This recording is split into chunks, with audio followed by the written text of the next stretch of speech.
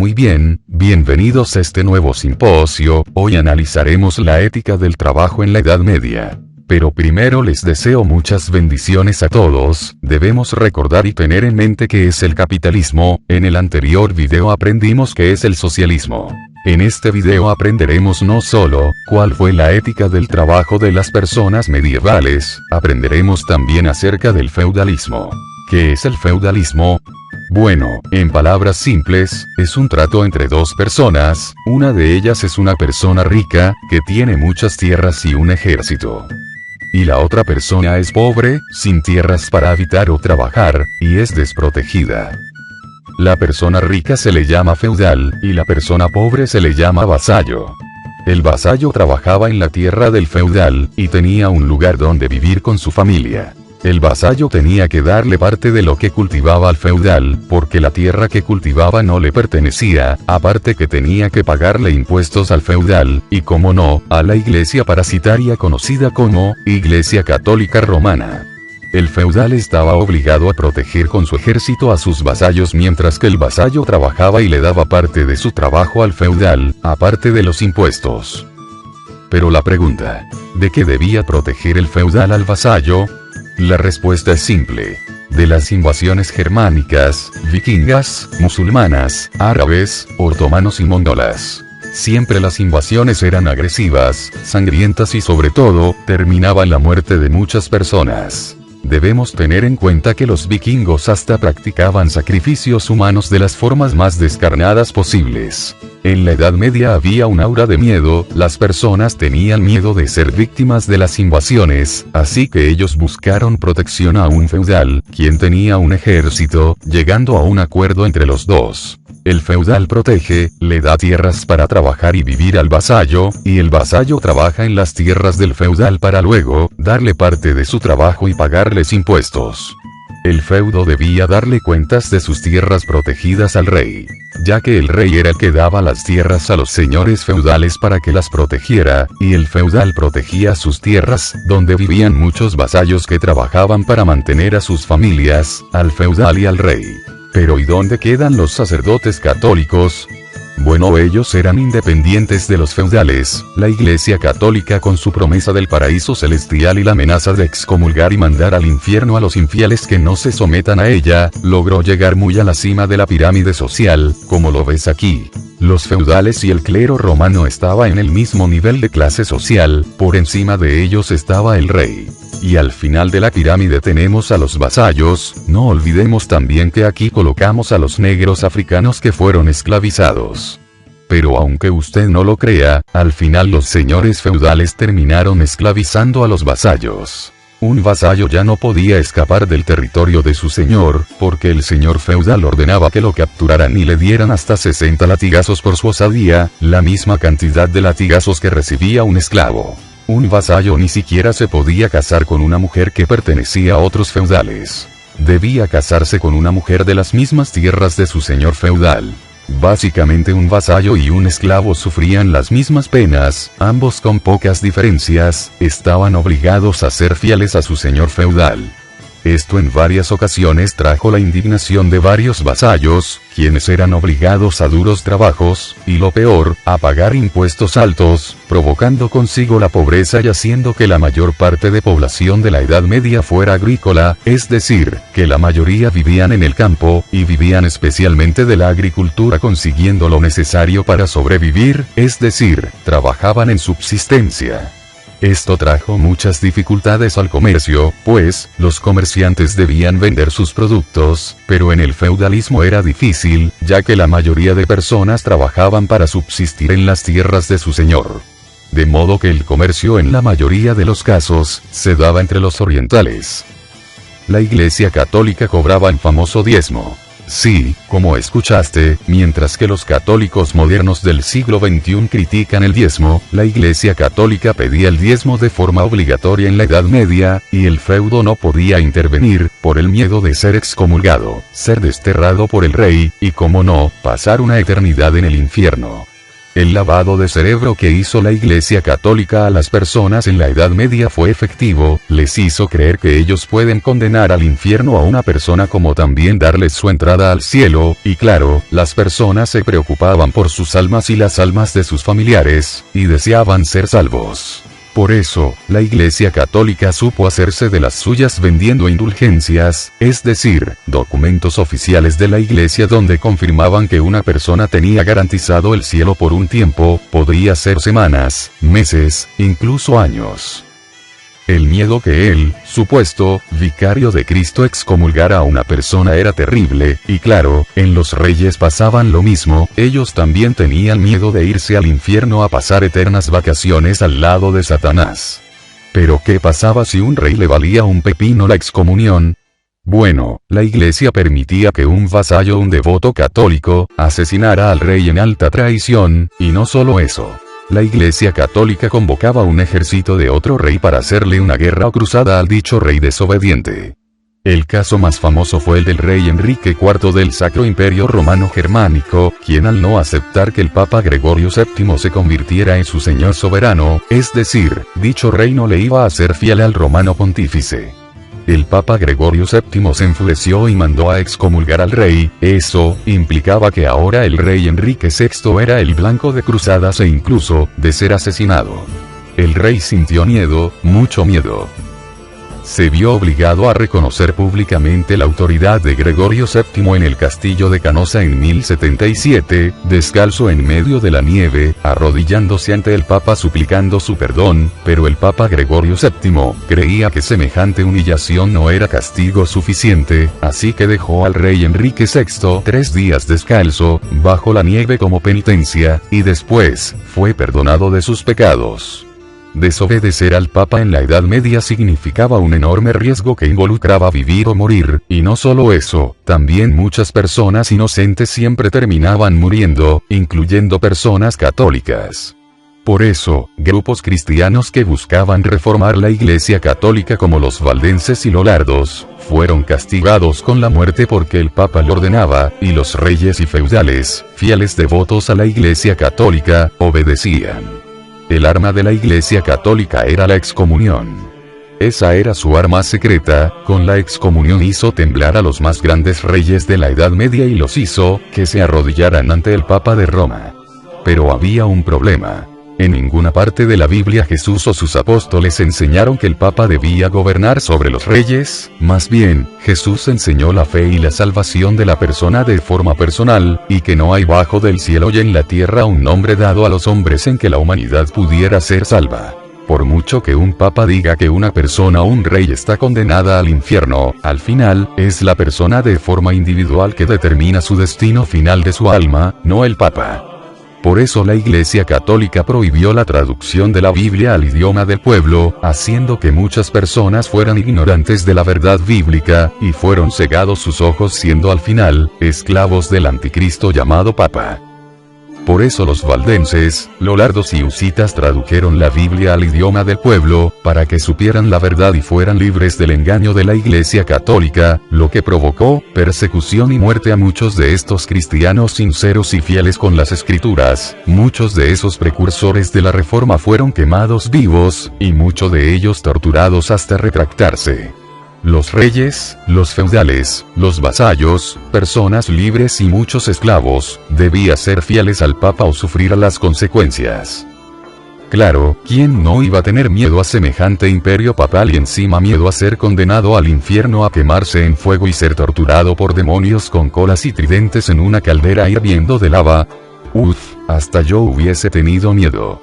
La Iglesia Católica, valiéndose de su poder, exigía el diezmo de forma obligatoria, hasta la misma Enciclopedia Católica lo reconoce. En el transcurso del tiempo, nos encontramos que en todos los países de la cristiandad las disposiciones eclesiásticas habían hecho obligatorio el pago del diezmo. La Iglesia veía este pago como, de la ley divina, ya que los diezmos no fueron instituidos por el hombre sino por el Señor mismo. Roberto Schweitzer, profesor en teología, nos dice lo siguiente. Además de ser el dueño de casi un tercio de todas las tierras del Sacro Imperio, la Iglesia poseía, en ciertas regiones, una cuarta parte de todas las propiedades comerciales. Aún así, recaudó un impuesto anual, la muerte de Pedro, enviado a Roma. Además, cada familia cristiana debe pagar el diezmo, el 10% de sus ingresos, utilizado para mantener la parroquia local. Con tales colecciones, más impuestos pesados sobre los príncipes y el pueblo mismo, la Iglesia se ha convertido en un poder rico. La Iglesia Católica no solo era rica y exigía de forma obligatoria el diezmo y la sumisión de toda la cristiandad occidental, sino que permitió y apoyó doctrinas erradas que impidían que el capitalismo floreciera. Es aquí donde veremos la ética del trabajo de las personas de la Edad Media, asumidos por el yugo del papado. Comencemos primeramente con el trabajo. Los escolásticos habían interpretado mal las palabras del libro del Génesis. Y el hombre dijo: por cuanto obedeciste a la voz de tu mujer, y comiste del árbol de que te mandé diciendo, no comerás de él, maldita será la tierra por tu causa, con dolor comerás de ella todos los días de tu vida. Espinos y cardos te producirá, y comerás plantas del campo. Con el sudor de tu rostro comerás el pan hasta que vuelvas a la tierra, porque de ella fuiste tomado, pues polvo eres, y al polvo volverás. Los escolásticos católicos interpretaron que aquí, Dios castigó a la humanidad haciéndola trabajar, es decir, que el trabajo por sí mismo fue un castigo y maldición divina. Sin embargo, esto es absurdo, y usted ya sabe las razones, pero de esto lo hablaremos en el próximo video.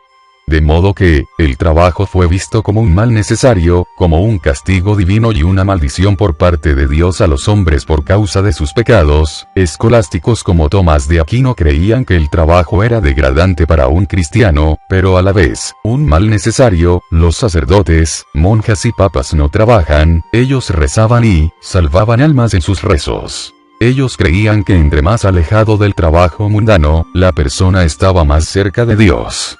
Antonio Máspoli de Araujo Gómez determinó a que se debían que muchas personas en la Europa occidental miraban de malos ojos el poder trabajar. Él dijo: el catolicismo, en su hermenéutica, no considera que Adán trabajó desde antes de la caída, como se afirma en Génesis 2:6. Con respecto al trabajo, interpretan, sin embargo, que comenzó solo después de la caída, es decir, de Génesis 3:7. Y debido a esto relacionan el trabajo con una maldición divina. Esto se llama ascetismo, es decir, renuncia al mundo material con el fin de adquirir unos hábitos que conduzcan a la perfección moral y espiritual.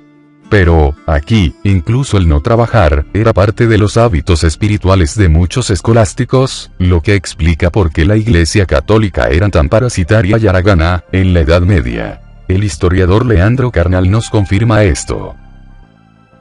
El ideal de la aristocracia ibérica era, exactamente, llevar una vida en la que el trabajo manual no fuera una necesidad. El trabajo manual se consideraba una cosa de moros y judíos.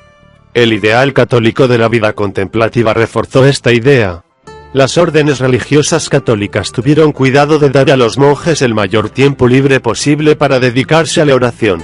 El trabajo existía en los monasterios, pero generalmente se consideraba un castigo para el hombre, porque Dios, al expulsar a Adán del paraíso, había anunciado que ganaría pan con el sudor de su rostro. El hombre solo comenzó a trabajar cuando fue expulsado del paraíso. Pero la Iglesia Católica no solo demonizó el trabajo, sino también el dinero, lo cual es un golpe mordaz al comercio. Pues, la acumulación de riquezas no fue visto como algo propio de un cristiano. Y que es peor, el comercio fue visto de malos ojos, porque precisamente tenía estas dos cualidades, la acumulación de riquezas en dinero, y eso que, también miraron como algo diabólico las ganancias, es decir, si usted compraba una prenda a 10 pesos, y la vendía a 15 pesos, obtenía 5 pesos de ganancia, pero eso de obtener ganancias, en la Edad Media fue visto como una usura, y las personas comerciantes eran acusadas del pecado de la usura y eran unos usureros.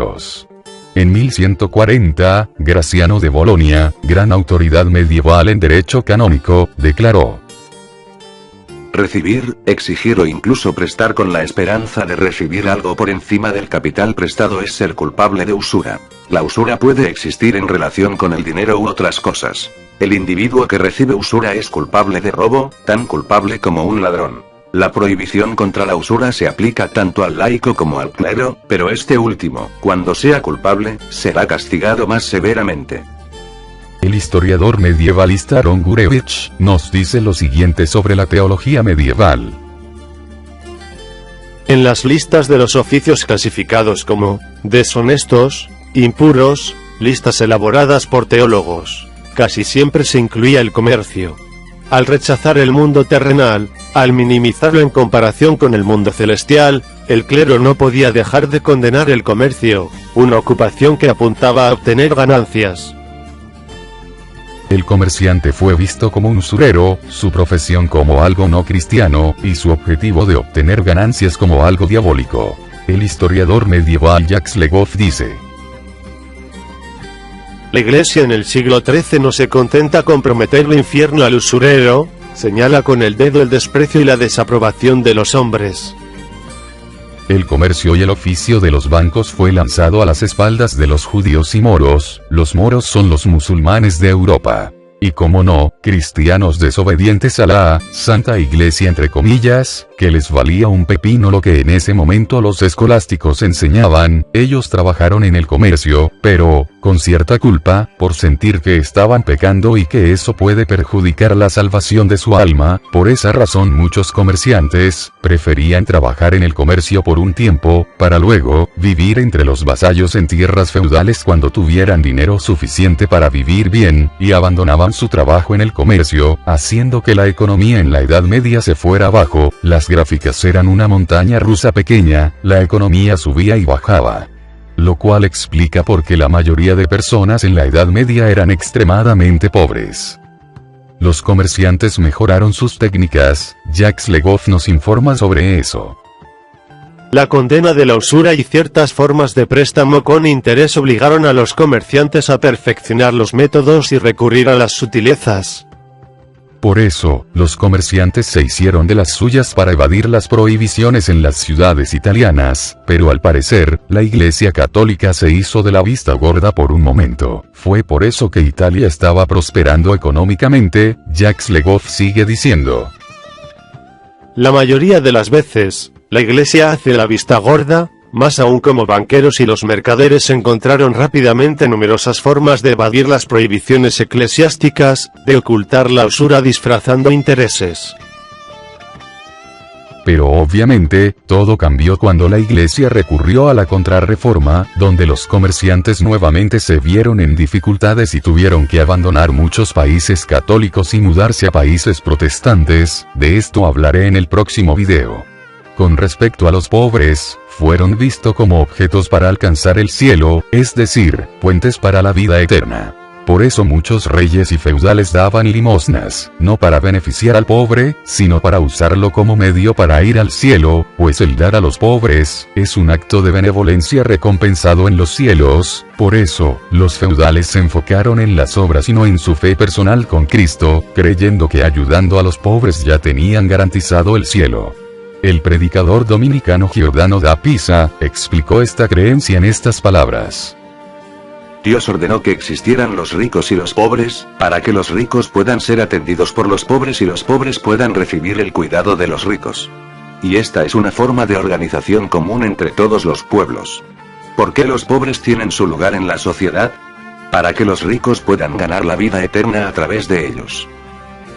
De modo que los feudales usaron a los pobres como objetos para ir al cielo y no con la intención de querer ayudar con un verdadero espíritu de benevolencia al pobre, y muchísimo menos con la intención de ayudarlo a superar su pobreza.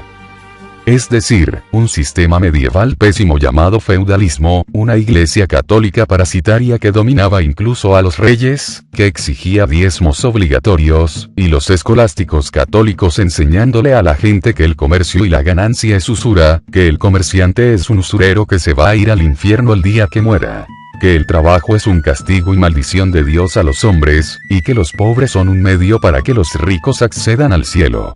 Verdaderamente aquí tenía que haber una reforma, algo que cambiara las cosas, tenía que reformarse toda doctrina hostil al capitalismo. Y eso fue llevado a cabo por la Reforma Protestante e incluso, protestantes no históricos, como los bautistas, metodistas y sobre todo, los puritanos. Dios sabía que Europa debía reformarse. En el próximo video aprenderemos cómo los protestantes cambiaron la ética del trabajo de la Edad Media y lo reemplazaron por una ética de trabajo completamente capitalista. Veremos cómo los evangélicos aún después de la Reforma, eliminaron los obstáculos dándonos hoy un mundo mejor y moderno. Si el video te gustó, dame pulgar arriba, comparte este video con tus familiares y amigos, suscríbete si no lo has hecho, dale clic a la campanita para tener la notificación de un nuevo video. Los veo en la parte 3 de este video, bendiciones y hasta la próxima, chao.